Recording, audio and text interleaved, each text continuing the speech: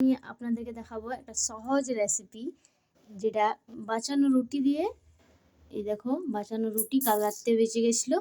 এখানে আছে হলুদ বেল পেপার, এটা রেড বেল পেপার, এটা পেঁয়াজ, এটা কুচালো রসুন, টমেটো সস এবং চিলি সস।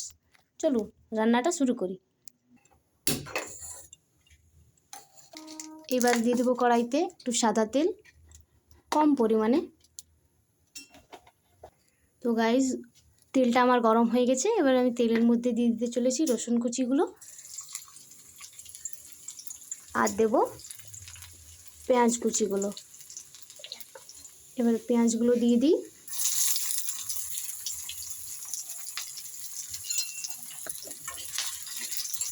পেঁয়াজগুলো একটু লাল লাল করে ভেজে নেব।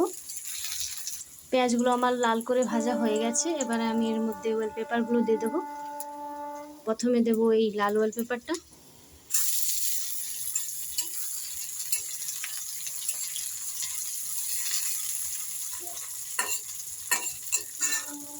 এরপর হলুদটা দিয়ে দিই।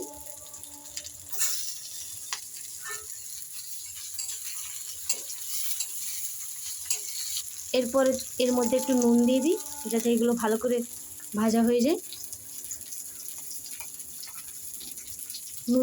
নুনটা আপনারা স্বাদ অনুসারে দেবেন।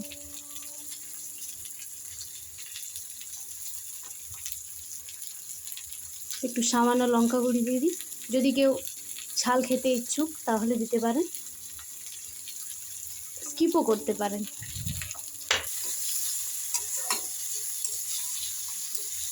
তেলের মধ্যে বেল পেপারগুলো একটু 2 মিনিট ভেজে নেবেন ভালো করে, যাতে কাঁচা না থাকে।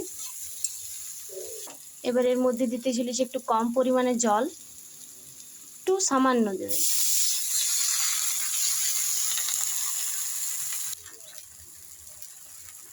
এবার এর মধ্যে দিয়ে দেবো চিলি সস প্রথমে।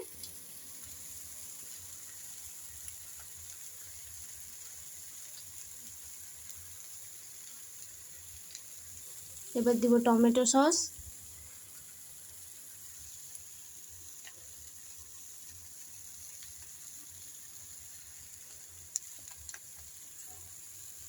এবারে সেই কেটে রাখা রুটি টুকরোগুলো কড়াইয়ের মধ্যে দিয়ে দিলাম। দেখুন,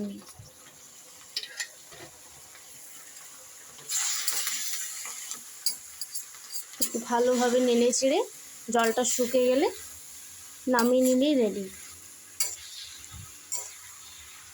এটা 1 মিনিটের জন্য এবারে ঢেকে দেব, যাতে রুটিটা একটু নরম হয়ে যায়। এই দেখুন, আমার রুটির থেকে বানানো মজাদার মিষ্টি তৈরি হয়ে গেছে। দেখতে পাচ্ছেন আপনারা।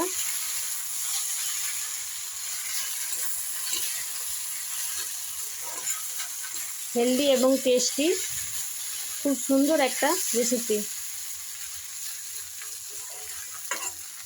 সো আমার রেসিপিটা হয়ে গেছে রেডি। এবার আমি এটা নামিয়ে নিই, প্লেটে বার করে নিই। দেখে তো মনে হচ্ছে খুব সুন্দর হয়েছে। এবার আমি আপনাদেরকে খেয়ে জানাচ্ছি কেমন হয়েছে। চলুন খেয়ে বলি কেমন হয়েছে।